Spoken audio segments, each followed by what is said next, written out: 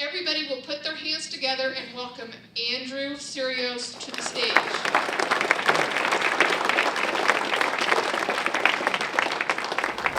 Can you guys hear me? Excellent. Okay, and I'm going to need this thing.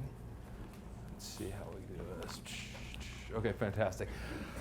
It's good to be back. I spoke here a couple of years ago. I'm Andrew Sirios. I'm with Stewardship Properties. We've been investing in Kansas City for about 8 years now. My brother Philip is here. He oversees our property management, and we are going to be giving a presentation, as Kim noted, on Saturday. I'm going to spend the first half of the day, or the first half of the morning, we'll say, going over due diligence. That's kind of my thing of late. And then Philip will spend the second half going on property management, which is basically essential if you want to make it and buy and hold, which is our thing. So first half of the day is due diligence, second half is property management. It will be even better than tonight, I promise. Assuming tonight is decent, we'll hope for. But right off the bat, I've got a happy, good thing for y'all. We are writing a book on buy and hold that will go into all of this in more detail, and we're giving it out for free. The only thing I need is a couple little things. We will pass out this, my brother will pass out this sheet here. Just put your name and email, and then I will shoot an email to you guys. And if you can share this link I will give you. I'm trying to become like the due diligence guy, which is what I'm going to be going on. This article, I'm a little biased, but I recommend reading it. It's about 5,000 words. It's going to be sort of the template for my part of the talk tomorrow. So due diligence, it's how to prevent yourself from basically destroying yourself. We've lost a lot of money not doing due diligence right. We've saved a lot of money doing it right. So if you could please share that, send me a screenshot, and then we'll give you the book, and then which should be finished around June. And then just if you could please leave me a review. It can be a bad review, but you do have to read it. Jeff Bezos will be mad if you don't. But yeah, so please do that, and then join us on Saturday. Today I'm going to be talking about buy and hold. This is what we do. And the first thing I'm going to do is simply make the case for it. And we boil it down to what we call the ideal investment. And it's just an acronym. The I standing for income. And so real estate has, buy and hold real estate has a general cash flow. Every month you're getting income. This is different than CDs, many stocks that don't give dividends. Right off the bat, you have that monthly cash flow coming in. In addition to that, you have a major tax advantage. When you hold real estate, the government, the IRS looks at it in a very weird way. They consider that real estate loses its value. A residential property loses 1/27.5 of its value every year. They split it up between the property and the land, but that's not important. But basically, so if you have a $275,000 property, it considers you as losing $10,000 a year, even though real estate generally goes up in value. So if you're making a cash flow, that cash flow is negated by this fake loss, this depreciation. So it saves on your taxes as well. Now you do have to recapture that when you sell the property, unless you 1031 exchange it to a new property. But eventually you will have to recapture that. But still, it makes it much easier because your income taxes will be less. In addition, you have equity buildup. One of the big things with real estate is to get long-term financing on your property. Every month you're paying down a portion of that principal. So your interest and principal payment, if you have a 20-year loan that's amortized over 20 years, you'll pay about 25-30% at the beginning will go to the principal of it. Even if you're simply breaking even and there's no appreciation in the market, every month you're making a couple $100 or however much principal you're paying down. And that just starts to accumulate. It starts to go faster and faster as you pay more and more principal each month and less interest. Real estate has appreciated over time over the past 40 years, 50 years or so. It's gone up about a little over 4%, a little bit faster than inflation. So you've got that going for you as well. But the big advantage is you can use leverage in addition to that. And so let's say you get you buy a property for $100,000. You get a 75% loan. You have $75,000 on that property. It goes up 5%. It goes from 100 to 105. That would be a 5% return on a normal investment. But on real estate, because you only have $25,000 down, you've actually made 20%. You made $5,000 on $25,000. So if you keep with the 4.5% or thereabout appreciation rate that's historically been, of course, it's up and down. It was quite a bit lower during the 2007-2008 period. But historically, the long run, real estate will generally go up at a nice, decent clip. And so if you have that kind of debt on it, you're actually making more like a 20% return over the long period. But of course, if you're paying attention, you would note that, of course, leverage is a two-edged sword. If it goes down, you don't lose 5%, you lose 20%. But with real estate, unlike virtually any other market, it is an inefficient market. So with real estate, with the stock market, it's very, very challenging to find a really good deal. Like all the information's out there. If I want to buy GE stock, it's going to be the same price for me as it's going to be for Warren Buffett and every other investor that's out there. But with real estate, you could have a property that's almost the same on Grand Street, and another one on Main Street, another one on Walnut, and whatever. And the circumstances of that house, the condition it's in, the seller's motivation, all of these things make that particular deal substantially different, each one of them.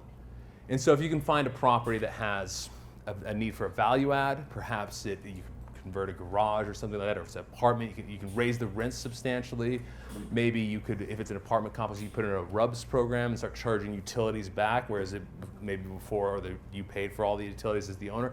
All sorts of ways to increase the value of it, or find a seller that's really motivated. Perhaps it's somebody who's facing foreclosure and needs to get out quickly. Perhaps it's somebody who's an out-of-state landlord who owns this property, doesn't want to deal with it anymore, just wants to get rid of it. Or if it's a bank, which is what we really got started on in the early 2011, 2012, 2013, where there were a lot of foreclosed properties. The banks were trying to liquidate these quickly. We were able to get a lot of good deals. So if you have a property, for example, you buy a $100,000, it's worth, if you can get, let's say, 20% discount, because you're buying an inefficient market, you can buy under market value. So let's say you buy an property that's worth $100,000 for $80,000. You have $20,000 of built-in equity. So if it goes down 10%, you still have $10,000 of equity there. You've given yourself this huge cushion. So now if the market goes up 5%, you're leveraged again. So if it goes up 5%, you're making 20%. But if it goes down 5%, you still have that cushion there. You get to take advantage of the good side of leverage, while insulating yourself from the risk of leverage by getting good deals up front. You've insulated yourself from the risk of leverage by getting a good deal up front, but you still get to take advantage of the long term. So if you have this $20,000 cushion or whatever it is, and you have that debt, and it goes up on an average of 4% a year, or 4.5% or 5% a year, even the ups and downs, you're making about 20% on your cash, and you have this giant cushion to protect you in case the market goes down, and you're getting consistent cash flow. Now, so yeah, the big key, real estate is an efficient market. This is like the ideal the inefficient market, whereas the stock market is more or less efficient, very hard to find a good deal. The real estate market is not. Now, that being said, so real estate is the get rich slow scheme. That's what I like to call it. It takes a long time, but it's in our judgment the best way of someone who has modest means to become independently wealthy. Like, just look at this, is just an amortization table. If no appreciation, no cash flow, no nothing, and all, over the course of this is, I think, a 25-year am, you just runs down to zero. If you put, like, we just do a quick a basic deal, $100,000 value, you put $20,000 down, $80,000 loan, 5.5% interest, 25-year am. We're going to go with the historical average, about 4.5% appreciation. This isn't even a deal we got a good one on. As you can see, over the course of time, so this blue line right here is the property's value. It's starting to go, every year it goes a little bit faster up because 4.5% is more for $105,000 than it is for $100,000. The mortgage starts to go down, and it starts to go a little bit faster because you start paying more and more principal instead of interest. And then, those two things kind of team together. And as you can see here, this blue line is linear. This green line is what your equity actually is, and it starts to move exponentially. And if you start buying a couple of more properties on top of that, it goes even faster. And so it takes a while. Buy and hold real estate is not a fast thing. You're not going to get rich overnight. You're not going to get wealthy overnight. You're not going to have, financial independence overnight. But over the long course of it, it's the best get rich slow scheme there is. Now, we do have, there is one thing I would note with regards to buy and hold real estate that I would be cautious about. We are currently, this is the all-time longest economic expansion in American history.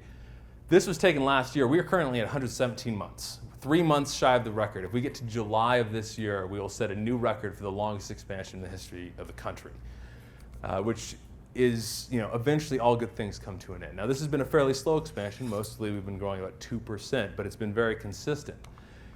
In addition, the yield curve, which is the difference between 1-year treasuries and 10-year treasuries, and is generally when 1 years become more higher rates than 10 years, this is the best sign they have of an incoming recession, because basically people don't have a lot of trust in the long-term economic outlook of the country.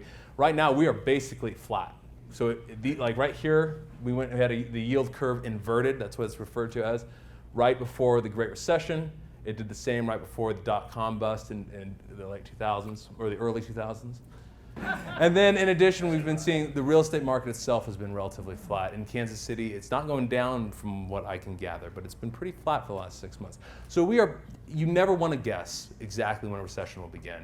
It's a fool's errand. I was thinking this about 2 years ago that we were nearing one. I've known people who back in 2015 were like, I should buy some real estate, but then it's like, oh, it's got to be near recession, well, wait. And now it's been 3.5, 4 years since then. So I would say it's not something I would recommend waiting, but it is something to be cautious. We are probably going to be going into recession in the next year or two. It's hard to imagine we can get all the way through 2020 without having one. So what would I say? The way to approach this is what I like. Joe Fairless, who has the greatest, I think the best podcast, best real estate investing podcast ever.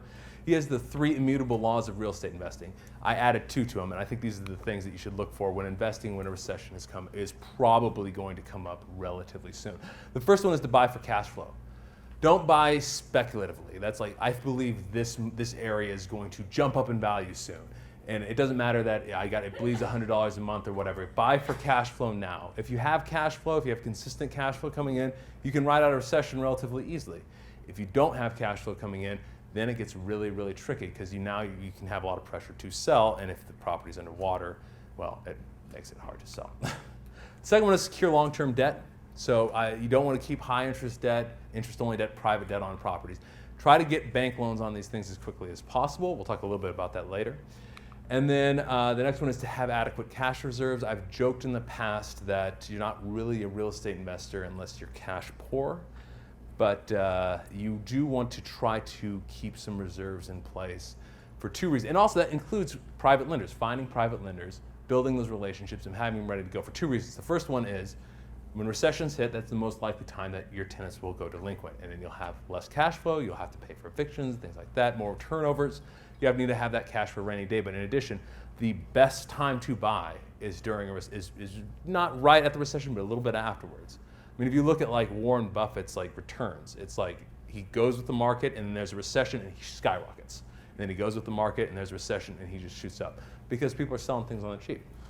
The 2 other things I would say is don't settle for, this is forever, don't settle for mediocre deals, but it's especially true when you're looking for a recession. You want to make sure you have that cushion, because if the market does go down, you need to have that cushion to protect you. And lastly, especially for new investors, I'd avoid rough areas. I'd even say for seasoned investors, unless you're going to specialize in it. If there are certainly good tenants there if you specialize in Section 8 or things like that. But early on, it's far too easy to rehab out the equity you have in the property. And the first tenants that generally go delinquent are those in the roughest areas. So it's not a good place for new investors to start. And it's also something, if you're gonna do it, I wouldn't dabble in it. It would be something I look to specialize in. So we're gonna go into the BRRRR method. This is gonna be BRRRR crash course. There's just too much here to go in depth on any particular topic, but hopefully give you a good idea of all the things that you need to kind of look into if you're going to fulfill the strategy. And also, we have a book coming out middle of the year. You can get it for free. Just sign up and share the article and stuff like that. But it's just buy, rehab, rent, refinance, and then repeat. That's all it is. And so it's the idea behind BRRRR is that you're flipping the property to yourself. What we do is we get a private loan when we're looking to purchase a property from a private lender, usually 8-9% interest only. We don't generally pay any points, but maybe if you could, if that's the best you can find. Now, you could also buy these properties for cash. We've done that before too, or use a line of credit. I've even heard of people using hard money loans, although that's a bit trickier for buy and hold. Then you fix it up, you rent it, but instead of flipping it to a homeowner or something like that to make that profit, turn your equity into a profit, you rent it out and you use that equity as your down payment. So the idea is if you can do it right, you are basically buying the house for free. If you can get it to the point where you buy the property for less than 75% of its value, you're all into it for less than 75% of its value, go to a bank, you refinance it, it needs to season, so they need to be willing to, and you just have to ask a bank what the requirements are on this. So they need to be willing to refinance the property at its appraised value, not the cost you have into it, the appraised value. And if you can do that, you're basically flipping the property yourself. You turn the equity you got from getting a good deal into your down payment, and you bought a property for free.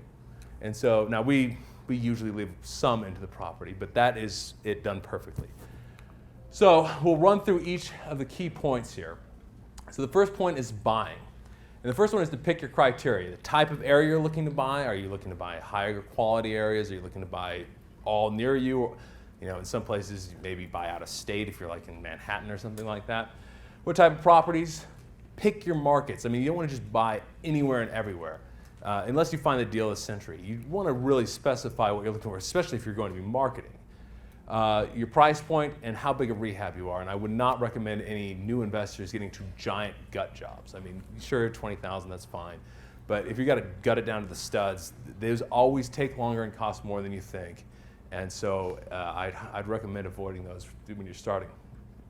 Then you want to find motivated sellers or properties with value-add opportunities. Analyze the deal, negotiate the price, and perform due diligence. And we're not going to have a lot of time to go over these points in any detail. But I would note the major danger with regards to holding is there's a tendency to get lazy. When you're flipping, there's an immediate feedback mechanism, and that's whether or not you made any money. And even with holding, when you get that appraisal back, it's very, when you're trying to refinance it, it's very easy to justify, oh, well, the appraiser was wrong. You should have used this comp instead of that comp. Or, maybe you don't even mind that much for leaving some money into the property. But this can lead you down a bad path of starting to settle for deals that aren't really actually that good. So holding has this bad tendency to get a little bit lazy because you don't have that direct feedback mechanism. When you're flipping and you're losing money, you're going to know real fast.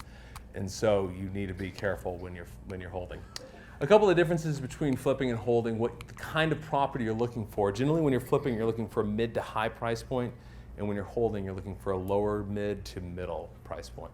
And the reason is when you're flipping, well, first of all, if you're all into a house for, let's say, 150,000, 75%, so 150,000, you're flipping it for 200. You're all into it for 75,000, flipping for 100,000. It's the same difference, but you make twice as much money. So flipping is generally better at a price point up. You're also, in a price point up, you're dealing with a market that has a lot of homeowners and investors, and your best bet is to sell to homeowners when you're flipping. When you're looking to, that being said, because there are homeowners up there, there are less renters, and there's less, and your rent prices start to level off. So the price of property keeps getting more expensive, but your rent doesn't keep pace.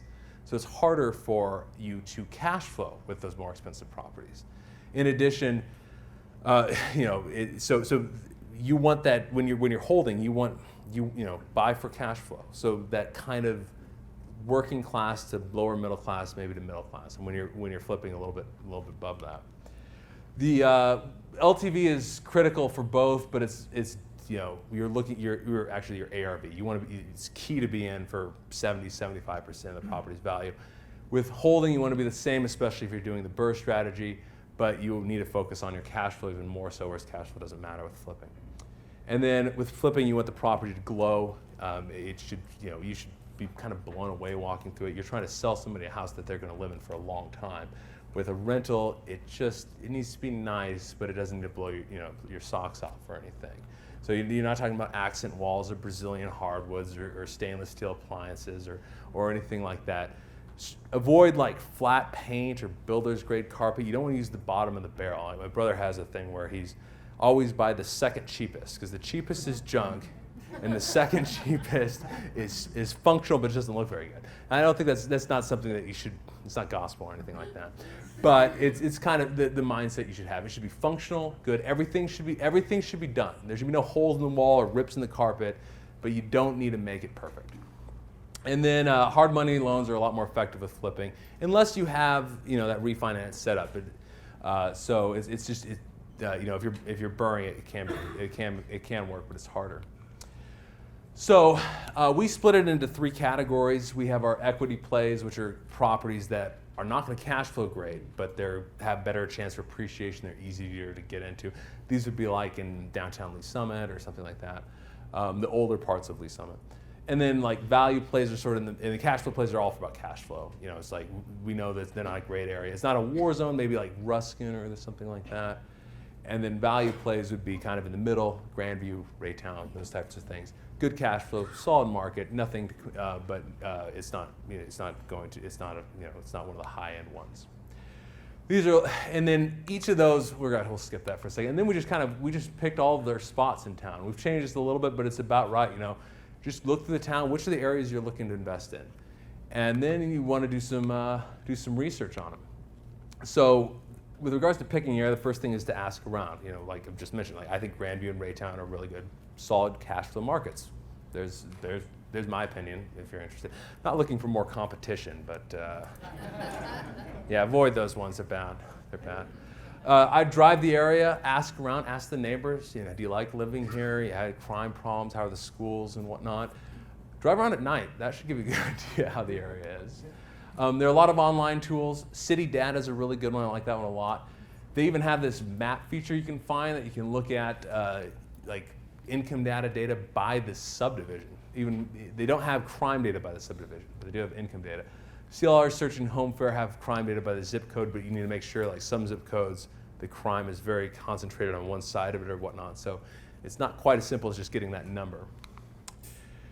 If you're looking for rent values, rental meter is a good place to start, but do not use it as it's not 100%. Craigslist and Hotpads and Trulia and them, I like, you know, go on there, the map feature, and just look for the properties nearby that are being rented. Make sure they're similar to what you have, and that should give you a decent idea of what the rent is. And rentrange.com costs a little bit, but it gives you a pretty detailed report. Zillow, eAppraisal, Trulia, Redfin, I forgot there. Those are pretty good for comps for property values. The MLS is the best, but you have to be a real estate agent to get on there. And then there are paid services like CoStar and Argus, and we don't even use these, but they've got all sorts of cool demographic information that you can go like that. So when you're analyzing deal, we're not going to get too much into marketing for deals. Direct marketing is probably at this point the best. Most of what we used to buy was we went REOs on the MLS. We'd look at one after the next after the next. Nowadays it's probably more like direct marketing. Unfortunately, we don't have a lot of time to get into that. But we will say the key parts with our analyzing a deal. Rent to cost is one of our most important. That's a good. It's just the rent divided by the cost of the property. So $1,000 divided by divided by $100,000. $1,000 rent, $100,000 house, 1% rent to cost. The thing about rent to cost is you don't want to compare it from different markets. Like if you're comparing an area that's in a rough part of town to an area that's in a really high quality part of town, it's not a good comparison. You want to compare it to only within the same area, the same kind of area. A comparable market analysis. This looks at similar properties, and you're basically trying to figure out what your value is. And this is by far the most critical thing with flipping, and it's also critical with BRRRR too, and we'll get into that a little bit more in a second. Cap rates are really good for apartments. It's just the net operating income of the property, your total income divided by all of your expenses, not including debt service, and then that divided by your cost into the property. This is really good for apartments. It's not great for houses because one bad year with high vacancy, one bad turnover, that can really screw up your numbers. So we do look at it with regards to a house, but it's really a secondary number. It's really important for apartments. And then just cash flow, and that's just take all of your income, subtract your vacancy, subtract your expenses, subtract your debt service. How much are you going to make every month? Or how much are you going to make every year? Approximately. Of course, you're guessing, you're estimating how much your vacancy is. You're estimating how much your expenses are going to be. But you get an idea, and we want to make at least $100 a month on, really at least $75 on an apartment, at the absolute minimum $100 on a house. Over and above an interest-only 100% loan. And that, but really more like $150, but at least $100. So this is a property we bought, one of our favorites because it was one of our best deals. And I'll go through a little bit of how I look at comping a property, because this is one of the most important things, especially if you're going to flip or BRRRR, because it's really, really important to get that 75%, be all into the property for 75% of its value or thereabout. So this is a house we bought, a 3-bed, 1.5 bath, 2-car garage. It's a raised ranch. It's built in 1958. And so we want to stay as close to the property as possible, preferably in the same subdivision. Now, you can't usually find that, but if you can, that's the best. Within a half mile possible, within a mile really if you can. Try to find sales comps in the last 6 months, no more than a year, and you're trying to find the most similar, you're trying to turn these sales comps into your house. So if your house is, if it has an extra bathroom, the house you're comparing it to, then you need to take money off of its sales price. Because let's say well, we'll compare it to this one right here. So this is a bunch of comps, and we'll take the best ones from it. Oh, these are the key things we're looking for, sorry. So square footage, bathrooms, whether or not it's a foreclosure, you do not want to compare any foreclosures to a property that either is not a foreclosure or a property you're looking to buy. Because even if it needs a huge rehab, you're trying to compare it to what your property will become. So if you're going to put $20,000 into it and make it shine and all the rest of it, that's what you're comparing other properties to. You're trying to figure out what its after repair value will be, what it will be when you're done. So no, don't compare it to foreclosures. Look at the condition pictures if you can. If you can get ask a real estate agent to do a CMA on the property, or if you go to Zillow or Redfin or whatever, you should be able to see pictures of any listings there, or any listings in the past too. And if they're in really bad shape, if there's holes in the wall, the paint's terrible, it needs all this work to be done, that's not comparable to the property that you're going to be making. So you want to make sure that you're comparing like to like. If it's in really bad shape, that's not what you're looking for. And then of course the age. You want it to be relatively similar age. You also want to look at it, but not quite as important, the bedrooms, especially if it's a 2-bedroom house or a 3-bedroom house. Because 2-bedroom houses are really tough for families. 3-bedroom is kind of the start for where young families are interested in having. But 3 to 4 is not nearly as important. Whether or not it has a garage or basement, whether it's a estate sale or an investor sale, those are generally a little bit less than just traditional homeowners. They're much more than foreclosures, but they're generally a little bit less. And then the style. So, for example, then I went through here, and this is just a list. Basically, I asked our real estate agent to export a list of comps into Excel and take those things I just mentioned. And I just went through the list and highlighted each one in red that I thought was not applicable. And so, for example, this is one that's not applicable. If you can see, it's too many bedrooms, it's too many bathrooms, an extra bath. It's way too big. It's almost 1,300 square feet bigger, and it was built 15 years newer. Now, that might be comparable if that was the only problem. I'm not a stickler to the point where it's got to be exactly the same. But it is important to notice, if you don't have, the further apart your comps are, like the more things you have to change, the more adjustments you have to make, the age isn't the same, the size isn't the same, the style isn't the same, et cetera, or they're too far apart, or they sold too long ago, the less confident you can be in your ARV. Like the bigger range you need to be, the more of a contingency you need to be like, okay, I think it's that, but because my comps aren't very good, I should be more careful and a bit more conservative. So like this would be a good comp. It's pretty much all the same. The only difference is it's about 200 square feet bigger, but you don't want to be too, this is not like, it's not just like, okay, that's what it is. For example, with this house right here, it's a raised ranch, which means that behind this house is a hill. So the house is sitting on this hill. The front, you walk into it. On the left, there's just like a living room space, and you can go into the garage, or you can go upstairs, and there's the kitchen, living room, and the rest of it. With raised ranches like this, as well as splits in Kansas City, they don't consider that bottom area, even though it's completely finished and you can walk right outside from it, they don't consider it finished living space. They consider it a finished basement, which gives you very, very little on your appraisal, and they don't put it on the county records as square footage. So it's misleading because a homeowner is going to see that as square footage. That's like a split where you walk in and there's stairs going up and stairs going down. If you go down and then there's the windows are a little bit lower and you're about if you look outside ground, the ground level's right about here. I don't know if you've been in a house like that. That bottom area, despite being finished, despite being able to see outside, is generally not considered square footage. But that's not how homeowners and renters are going to look at it. And so, my name tag is going up. So you can't just look at this like, oh, that's absolute truth. I'm going to just take its word for it. There's these little, it's an art and a science. You got to look at both. Due diligence. This is our due diligence checklist. I highly recommend having a checklist. We're going to go into this in depth but we don't have enough time tonight. So we're going to skip over due diligence, other than I say, don't skip over due diligence when you actually do it. That's important. So we're gonna run to rehab, and rehab is probably the area you're most likely to screw up because almost everyone goes over budget, especially early on. So I highly recommend when you're putting a budget together, add a contingency to it. We add about 20% when we're walking through an estimate.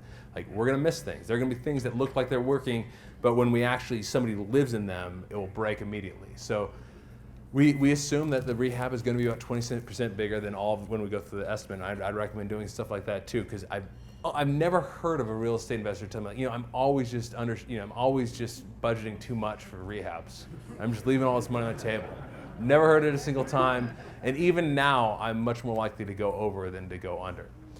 But one of the things I would note, especially with everything, with rentals and holds, sweat the small stuff.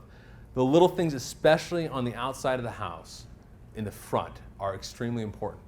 Like, this is a fourplex we bought in Raytown. It's tired, drab, boring. It's just like, who would want to live there? But just a couple little things, and it really comes to life. On this one, all we did, these flowers is we had a property managers into that kind of stuff, whatever. But painting the trim, cleaning up the driveway, and adding these shutters, and that's less than $1,000 right there. And that really brought it to life. This one I think is even more extreme. This is just a house in Ruskin. It's a simple ranch. It looks boring. It looks tired. It looks like they don't care. Just clean the yard, add some bark mulch, put a window box right there, paint the front door, and trim the tree a little bit. That's about $500 right there, and it really brings it to life. So the same thing would go for the smell of the house.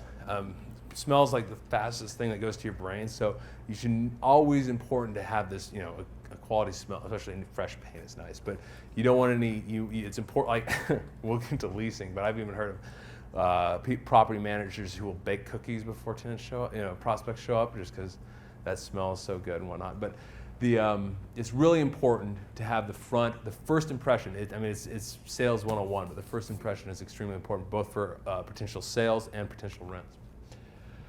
I would also highly recommend standardizing things. We use the same paint color. We have one set of paint colors, one for the body and one for the baseboard, that we use in every single house that we have. And we, at one point, only had one exterior paint. We've added a second, right? Yeah, so we've added a second because our website was getting boring after a while because every house is the same paint color. So we're like, okay, we need nobody sees it because they're all spread out throughout town. But since our website was, so we added a second. But you want the same paint colors, no flat paints. Flat paint is the devil. You can't, just use a pencil on a flat paint and then try to get it off. It can't do it. But and we usually use two-tone. You can go one-tone, but it's not quite as nice. But same paint colors, same countertops, same carpet and vinyl generally. You don't have 5, 6, 7 houses, and you got to remember, I got this paint here, I've got this vinyl here, I need this stuff. It's a mess. Same general appliances. Now you can switch up the color, like if the color is better white in this house and black in that house, okay, that's fine. But I'd use the same Frigidaire set, the same pick a set and go with it and stick with it. Now, you might want to have nicer light fixture in the living room, like a chandelier or something like that. But I wouldn't get like just one of everything. We just this especially with rentals, those standard little globes are perfectly fine for most parts of the house. Same with ceiling fans. And if you're going to be in more than one, like a higher end area and a lower end area, you might want to get 2 lists. And so you have the higher end items and the lower end items.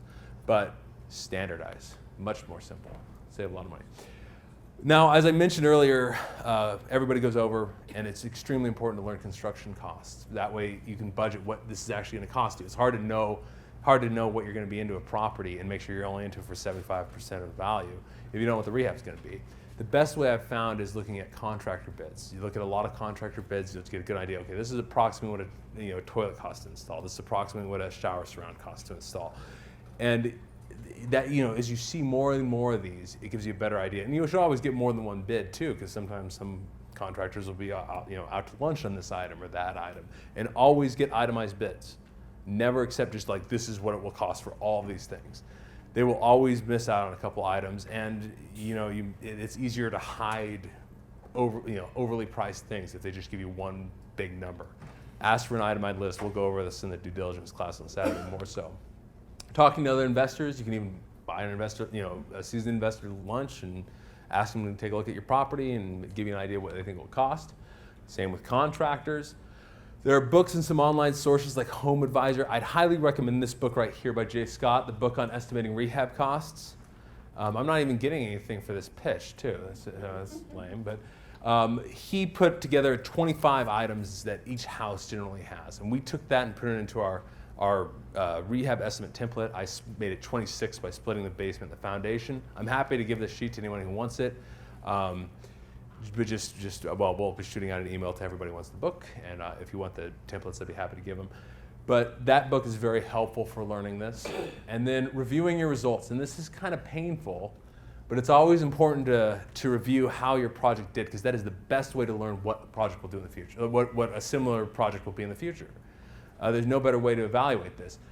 So it's good for learning rehab results. It's better ability to evaluate potential purchases and know whether this next deal will make sense. Maybe it's a big rehab and you thought the rehab was going to be less, and that can trick a lot of, especially new investors. And also you can keep trust but verify. If you're not checking your expenses or not really reviewing these projects, you might be getting screwed over by a contractor or employer or something like that. So it's important to look for that kind of thing. And it's also important because you can ask for the right amount of financing up front. And so if you're not asking for enough money early on, and you might not run out of it, and that's bad. And so, like, this is a sheet we have. It's not. Don't worry about these numbers, but just give you an idea of how important we take this kind of thing. I look at all the every project we do. I look at like what I thought it was going to be all into it, what I thought the rehab was going to be, what it actually was. What I thought the value was, I'll reevaluate it, see what I think the value is, what I thought the rent to cost would be, what I thought it would rent for. We want to look at all of this stuff because it's the best possible way to learn both rehab costs and also learn where are you making mistakes.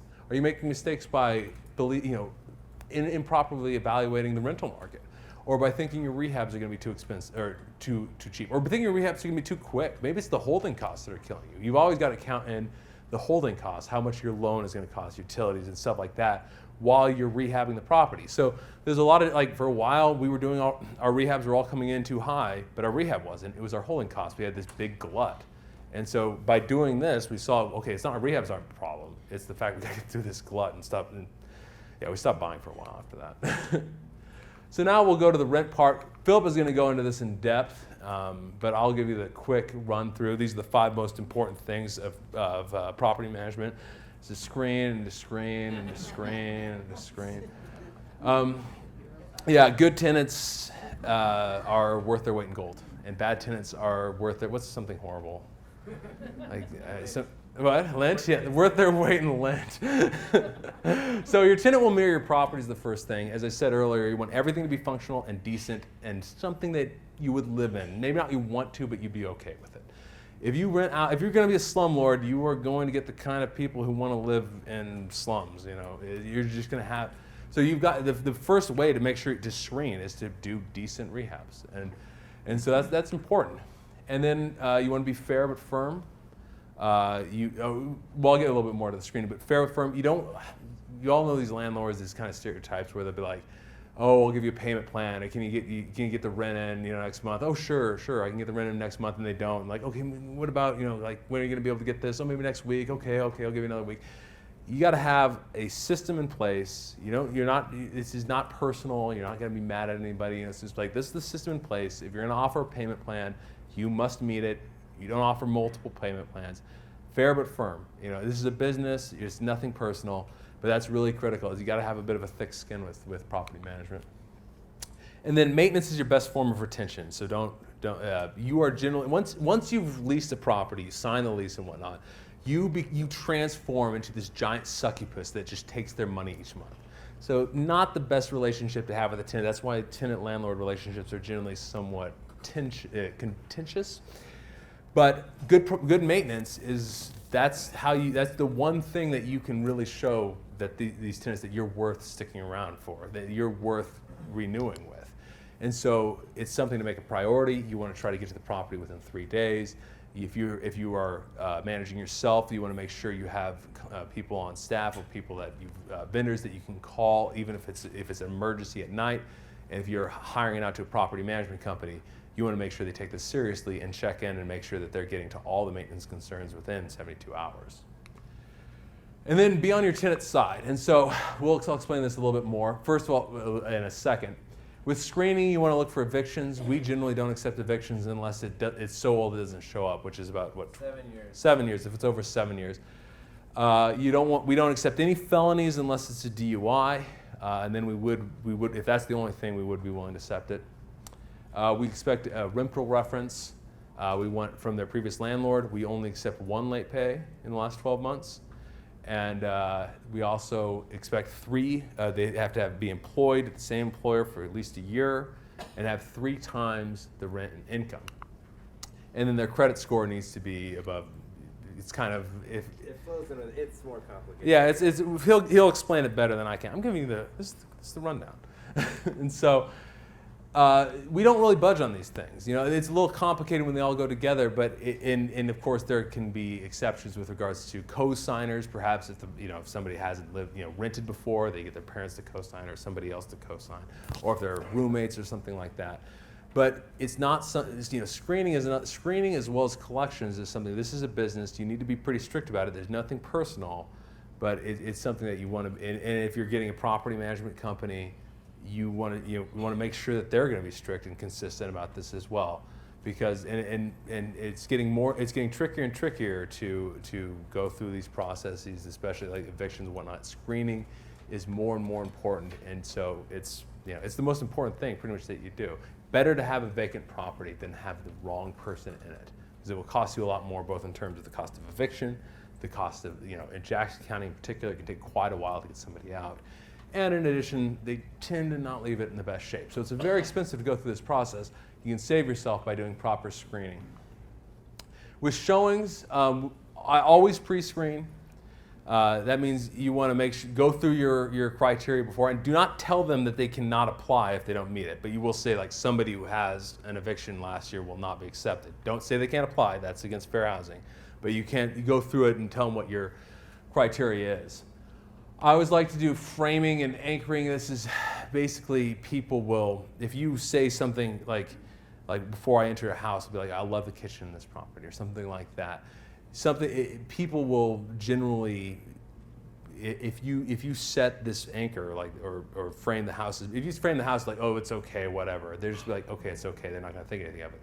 If you say this has got a great kitchen or a great bathroom or something like that, that's always very effective for both sales and whatnot. Again, it should be clean. You should definitely get a professional cleaner. It should also smell good, and at least with like air fresheners and things like that. But again, I've even heard of people, it's more for sales of like baking cookies beforehand. Give them space. Don't follow around and watch. Do you like this room? Do you like that? Give them some space to walk around. They're not that interested in you. And then at the end, give them a call to action. Are you interested in renting this place? Would you like to fill out an application? Don't just leave it up to them. And then the last thing is being on your tenant's side. Philip will go a lot more into this, but if they're yelling at you, the worst thing you can do is to yell back at them. People will generally match the person's tone they're talking to eventually. They'll trend towards it. So if you say in this comfortable, respectful tone, they might be screaming at you, but they will eventually come back to where you are. Use this phrase: what is the best possible solution? The best possible solution in their situation. So if they're behind on their rent and the best thing they could possibly want is for you to just stop charging them rent, they can just stay there forever. But the best possible solution, given what things are, is for them to say, maybe, what do you think it is? Is it for you to move out early, or maybe we give you an extra week and then you can move out, or we can pay you $100 of cash for keys, or something along those lines. The best possible solution given their situation. Put yourself on their team. You want to avoid being in a contentious situation where you are opposites of each other. And the way to do this is to, this is Philip stuff, but collaborate how to defeat the bad guy. I should put that in quotes. And the bad guys are the lease, the law, the owner, especially if you're managing for others, the rules, or etc. But it's never you. You are not the one doing it. The lease requires this. The law requires. You can't treat one tenant differently than another. You can't give this one tenant a special discount unless you offer for everyone. Otherwise, you're breaking fair housing. Or your lease says that this is what it is. If you haven't paid rent by the 5th, you're late. That's what the lease says. So make that the opposing team, and you're trying to work with the tenant to find the best possible solution, given what this horrible bad guy is doing. And that puts you guys on the same side and makes these sorts of things much less contentious. There have been all sorts of times where tenants have been just coming to the office screaming like they wanted to, really just punch somebody in the face, and then after talking to Philip or whatever for about an hour, all of a sudden they were completely happy and wanted to rent from us again or something like that. So honey versus vinegar, that's the way to think about it. Last part is the refinance. So there's two components. These are the financing strategies for buy and hold. We'll go through them very quickly. The first one is really simple. It's save and hold. Keep a job, save money on the side, use that to purchase properties. The second one is flip and hold. Flip one, use that money to live off of. Flip a second one, use that money for the down payment of a third one, which you'd hold. The fourth is the BRRRR, because it keeps going. You repeat. That's what we're talking about right now. FHA loans, if you're looking to, if you have a job right now, this is a great place to look into because you can buy up to a fourplex. They'll give you 96.5% financing on a property, and you get a 203K loan and do rehabs as well. You can buy up to a fourplex. You have to live there for at least a year, but let's say you get a fourplex, you can rent out the other 3 units, you can pay most of your mortgage, maybe all of it if you get a good deal. It's a great way to get started into buy and hold. You only have to put 3.5% down. You can only have one FHA loan at a time, but it's a great way to get started. Creative financing, like seller financing, subject to contract for deed, lease options. We do not have time to go into that, but those things are available and might be something you want to look into. Private lenders. We use private lenders with the BRRRR strategy. So you find somebody who's interested. This is sort of a mom and pop, someone who has some money. Maybe they're sick of having it in a CD. We've talked to people, insurance agents, all sorts. We have one guy who's played in the NFL a while back. We offer them anywhere between 7 and 10% interest only, and they get a first position trust deed on the property.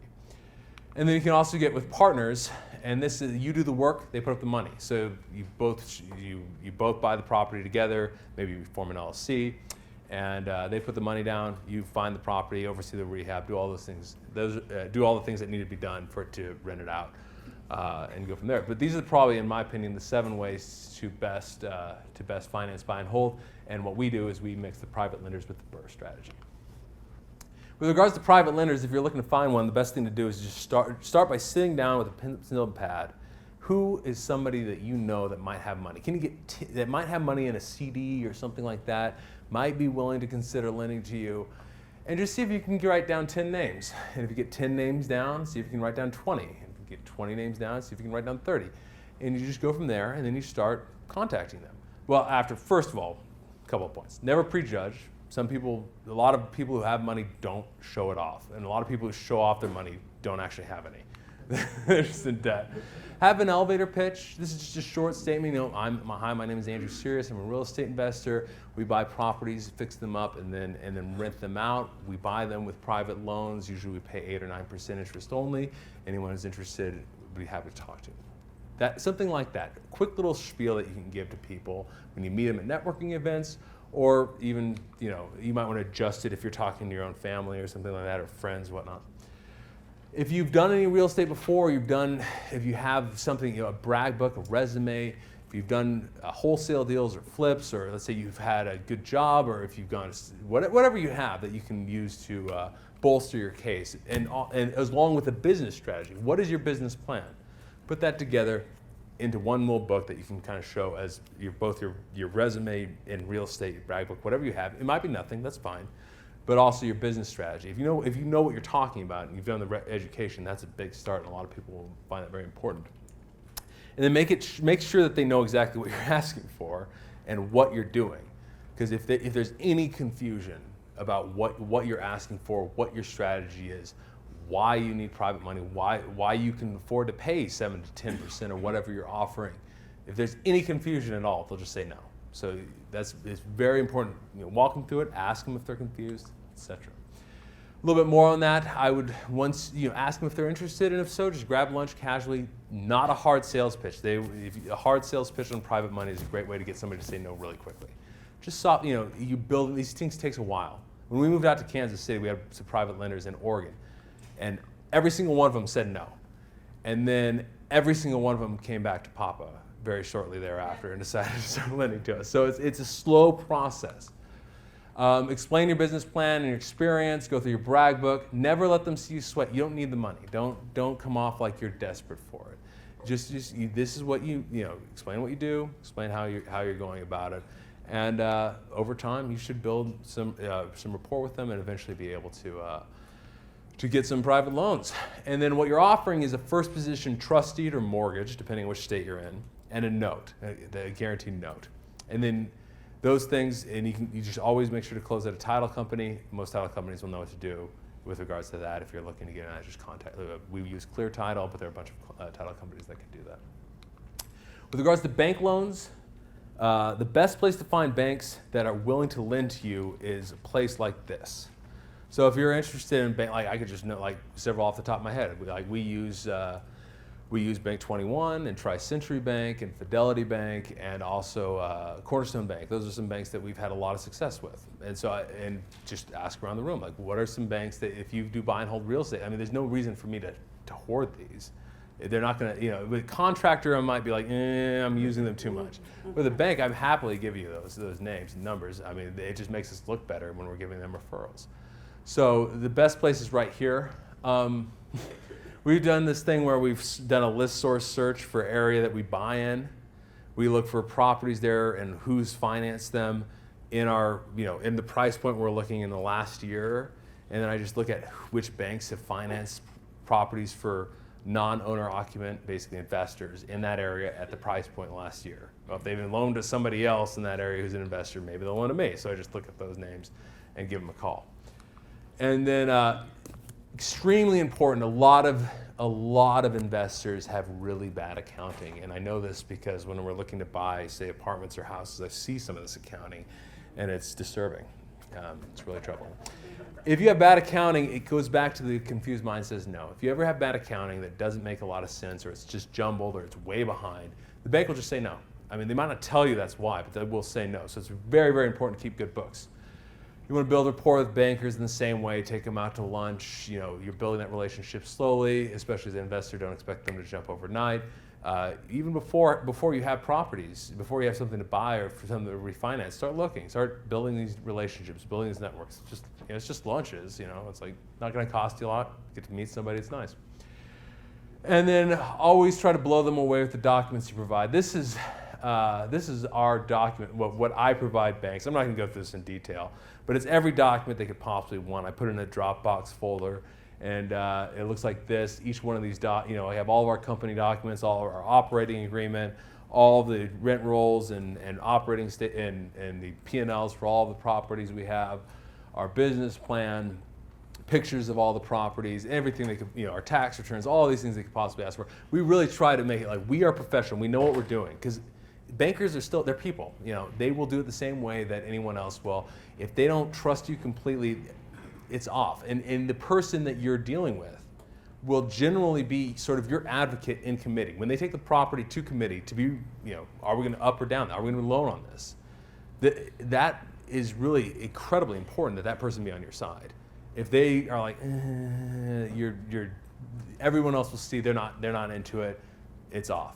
But if you blow that person away, the person you're working with, that will come through when they go to committee. And so that's really, really important to make sure. And so when you're sitting down to meet with them, you're showing them your business plan, all of that is to build your case. And my document submission is part of my case. I'm not just trying to give them everything they need. I'm trying to blow their socks off. So that is the quick down and dirty BRRRR strategy. There's obviously a lot more to it than that. We're going to go really deep dives on property management and due diligence on Saturday. But I'd be happy to take any questions anyone has on really any specific topic, including ones we didn't touch on, like marketing or whatnot. But yeah, if there are any questions, please feel free to ask. Yeah. Do you guys buy used or new appliances for your rental? We generally buy new appliances. The main thing we're going for is consistency and speed. We're not looking. I mean, if you're buying one property, you're starting with one, maybe a second one. It might be worth looking at some used ones. We're trying to get in this standardized kind of volume thing going, and it's just too much time looking at all those ones. But I'd say early on it might be worth looking at it, but be careful with used because, you know, it might be cheaper, but if it's only going to last a couple of years, in the long run, it's actually more expensive. Yeah. How much time do you spend on the due diligence before making an offer? That depends. Early on, I made a lot more. I spent a lot more than I do now. Oh, I'm sorry. Yeah. How much time do I spend on due diligence before an offer? There are a couple key factors. One, I used to spend a lot more than I do now. And two, the bigger the property, the more I spend on. So I spend quite a bit on an apartment complex. I'll go look at it. I'll request, you know, rent roll and operating statement. I'll run all these numbers on it and break it down quite a bit before actually making an offer. If it's on a house, I want to see it. I want to put my sheet together and I want to comp it out. And sometimes I just know because I've been in that area so much. I know what this house is worth. Early on, I spent a lot more time comping out and verifying that that price is what, like, its ARV is what I thought it was. So it's generally probably, if you do the walkthrough, not including the drive time, is probably about 15 minutes to a half hour. No, I do a much more detailed walkthrough after we have it under contract. That would be more like an hour to 2 hours. But the upfront walkthrough is probably about 15 minutes to a half hour.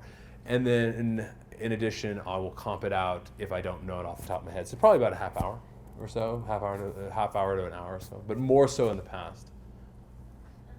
Oh, yes, go. It's not really a question, but the book that you mentioned, Mhm. if anybody's interested, they have an updated version, and it's on sale right now on Amazon. I purchased it like that. That's good. The book on estimating rehab expenses is on sale on Amazon right now, and there's an updated version of it, so it's definitely worth checking out. Yeah. What's your impression of online tenant background checks? Like online tenant background checks, like. Like tenant background, this one that I use is just tenant background. I mean, a lot of them are just checking the same kind of things. They're going through like, who do we use right now? We just switched. Red Star. We use a company in Texas. We use a company called Red Star. I mean, I think most of them are probably going to get you the key things. The key part, they're going to get you a background check on whether or not they have any evictions, and they'll get you a background check on whether or not they have any criminal record. Now, I can't speak for any particular one individually. The big problem is most of them do not call the landlord or do not call the employer. And so if you don't have one, you're gonna have to do it yourself or demand that your property management company do it. And I would make sure that happens, because that's a really key part of it. I mean, maybe they don't have any evictions, but they have 9 late pays in the last month, and they're just living on the edge. What? But they're accurate on criminal backgrounds and I guess I can't really speak to it. I mean, I know the major companies like the one we use, Red Star, works. Like the online ones, we checked a lot of online ones. I think they do, but I can't vouch for them. The one that National Rehab presents that we have discounts with, Rent Perfect, they do the regular background check, but they also do the calls as well. Oh, okay. So that's what they say they do. Okay. What was the name again? Rent Perfect. Rent Perfect. So that might be worth checking out. Okay. How do you handle maintenance? Is your maintenance in-house or do you use sub? Okay. The question is, how do we handle maintenance, whether we do it in-house? Our maintenance staff is in-house. So we first of all, we require all maintenance orders to be in writing. This means that there'll be less confusion about it and there'll be a paper trail about it. Rent Manager, our property management software, our saying is if it's not in Rent Manager, it didn't happen. So we want to make sure, and this will help if there's ever a dispute, you have recorded every phone call, everything. And we make sure we get it in writing, and then we send out, and then we request that in the writing, what we ask for is that they give us permission to enter as well. That it can be extremely difficult to try to schedule a time to do that. So we request that they give us permission to enter. We put a really hard burden on ourselves to get there within 72 hours. If we can't for whatever reason, we make sure to communicate with them as well. And then and if we need, let's say the window is shot and we need to it's a special order. Okay, well, we make sure to communicate that along the way. Now, early on, most people will not be able to have an on-staff maintenance tech unless they're hiring out the property manager. If they're hiring, if they're hiring a property management firm, they should be able to have it. In that case, there are vendors who do maintenance for small landlords that you can check into. I can't vouch for anyone in particular, but I know they're out there. Or contractors who, if you're giving construction work, will might consider do your maintenance as well. You just kind of have to look through all those things, and really stay in touch with your tenant in the same way. And again, one of the most important thing with this is communication. Like it's amazing what people will put up with if they feel like you care, whereas how upset they will get even if you do a good job if they feel like you don't care. So if you do a job in 3 days but never say a single word to them, you do it perfectly, they might be okay with it. They might be kind of like, why did that take so long? But if you take a week, but you're communicating them every step, I'm sorry, like we had some delays, it's going to take a little bit longer to get there. That kind of thing really goes a long way. So it's like it's a lot of people like want to avoid confrontation. They don't want to call when things aren't going well, but it really smooths things over. When you do that, even so, if you don't, let's say early on, if you're managing yourself, you're going to be using third-party vendors. You can't afford to have a maintenance guy on staff if you have 3 rental units, and so you're going to. But the key thing is just keep in communication with your tenants, and also make sure to find emergency vendors. So like, the big thing is water, and so you can always use snake and neuter. Just to make sure you know that if you have water shooting out or a sewage backup at 3 a.m. or something like that. Is that go ahead? When you purchase a multifamily and the seller and you can't view all of the units, how do you write up your contract to protect yourself? Yeah, I know exactly what you mean. This is par for the course whenever you're dealing with a bigger property. We look at a couple of units, and what we do before we make an offer, we're trying to get an idea of what the property is going to be.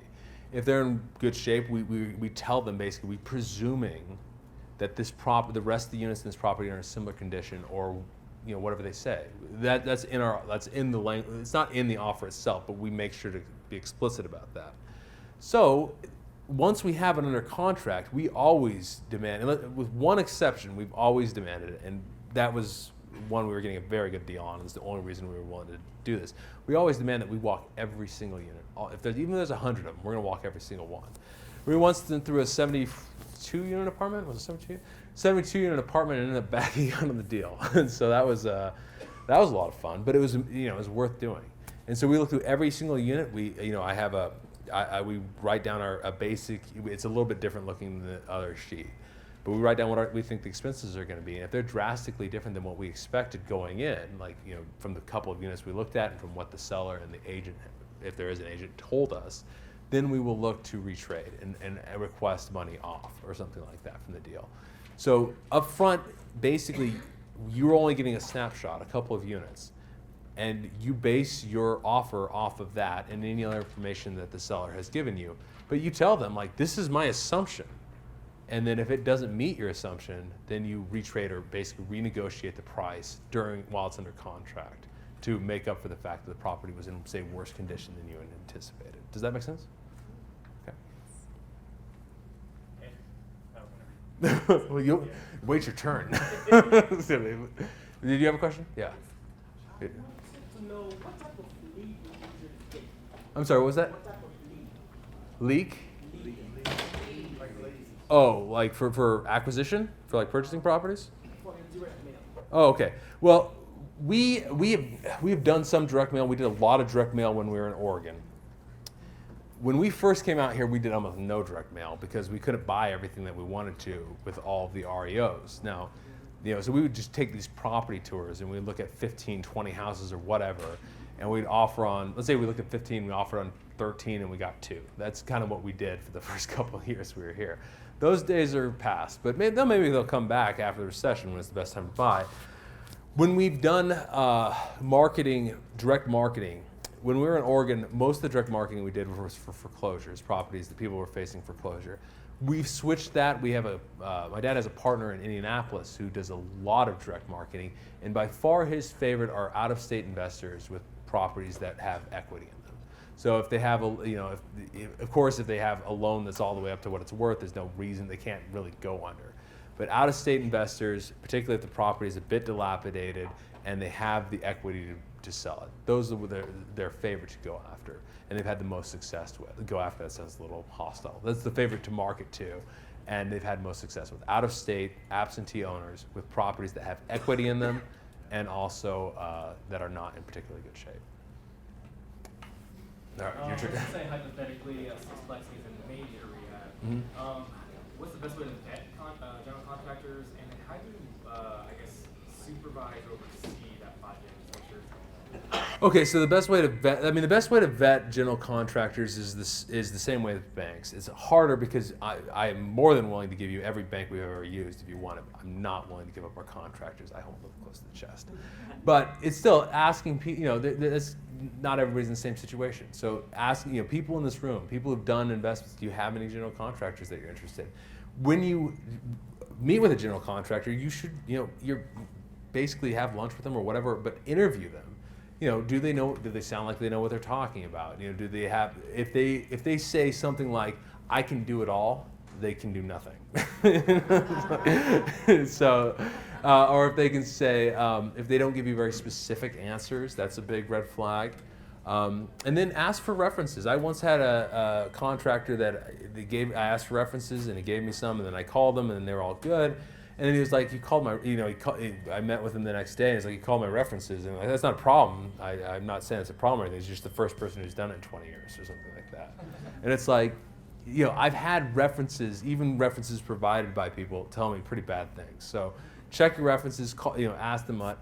I would not give big projects to somebody right off the bat. Like, I would want to give any big projects to somebody I've already used and built a bit of trust with.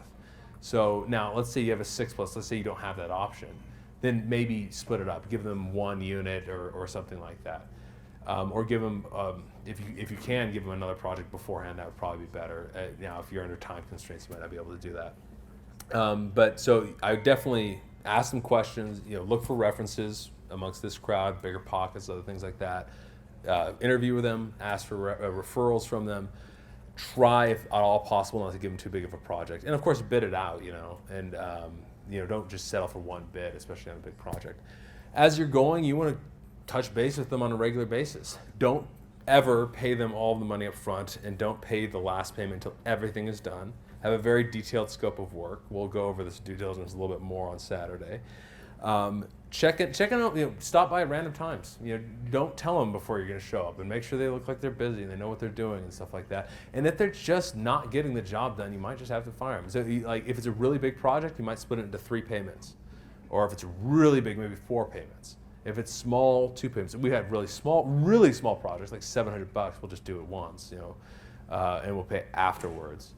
But break it up into payments so you're not risking all of it at once. Check in them at random times. We'll check in with them consistently. Every once in a while, just check in them on randomly, and make sure try not to give them a big job right off the bat, and ask for references and referrals. Awesome. Right, yeah, no problem. Was there someone else? I thought there was. Oh, go ahead. Do you have a certain investment allocation you look for, single family, multifamily, or maybe between the 3 zones you referenced earlier, like equity zones, cash flow zones? Yeah. We do not have a specific, like, multifamily, single family. We're just looking for good deals. We generally try to keep it about a third, with cash flow probably being the least important. I don't want to have all cash flow because it's just too much stuff that's like, but and if we're getting lots of really good deals in the equity value area, like, okay, maybe our cash flow is not going to be great. So I'm more interested in those than just getting pure cash flow. But we're trying to get about third. But as far as multifamily, single family, whatnot, I just want, if it's a good deal, it's a good deal. And so we don't have, we're not a fund. We don't have a, like a hedge fund manager telling us what to do or anything like that. So we have pretty good flexibility with regards to what kind of portfolio it is. And like we had a year where we bought 156 units, right? Yeah, 156 units, and then 2 years later we bought 11. So we have a lot of flexibility in that way. Yeah. When you choose areas of town to buy in or niches, do you have specific data points or sources that you look for good, you know, income per capita, or for both cash flow and for long-term? Are you talking about like the demographics of the area, or the type, like the best simple free site for demographics is citydata.com, and that one, you know, that one could give you zip code data on how much the per capita income there is, or what the average house sale price is. Although it's a little bit old, but it's close enough, and it has that map feature that breaks it down by the subdivision.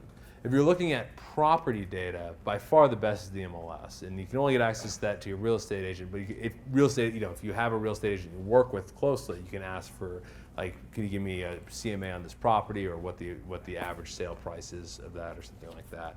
And for rental prices, I would say the one I like the most is Craigslist, just looking at the nearby sales, and then RentRange.com gives good reports, but you got to pay a little bit for them, but they're not bad. Is there anything that you look for like future appreciation? Mm-hmm. You know, one thing I didn't go into much. We do look at the schools, like greatschools.com, or is it greatschools.org? One of the two. That's important. We also look at job growth in the area. Like, for example, when Cerner opened, it said they're going to build 10 to 15,000. You know, an office with 10 to 15,000 new jobs where the old Bannister Mall was. It was like buy, like in that area. Grandview was really big for us too when the Huntingwell plant and the intermodal were being opened. And so we are looking for big job placements in those areas. I think Jackson County has or Kansas City, Missouri has an economic development plan, which is probably worth looking at. So we do look at that, but again, the main thing we're trying to make sure is that the crime isn't too bad, the schools aren't too bad, the area is stable, because we're cash flow buyers. So we do want, that's the cherry on top. You know, if it looks like that area will grow a lot, that's great. We will, that moves us more towards that area. But the most important thing for us is that it cash flows in the here and now, and that the area is stable enough that we can think it's going to continue. So as far as, to buy only on that, I consider kind of speculative. But it is the cherry on top, and so we are looking at where those big job placements are coming, like Cerner, the intermodal, things like that. Where do you get your leads from? Our leads? Like acquisition leads? You went over before that the direct marketing criteria that you use is out-of-state owners with equity into the property?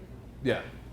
Where do you get those leads from? Okay, well, most of them come from, we use ListSource, and then we have we actually work with the guy, but I'll go ahead and give his name out, because we work with a guy named Ryan Dossie. He's the guy in Indianapolis actually that we work with at Call Porter, and so they do a lot of that marketing too. They work similarly to Yellow Letters, although they have their own call center as well.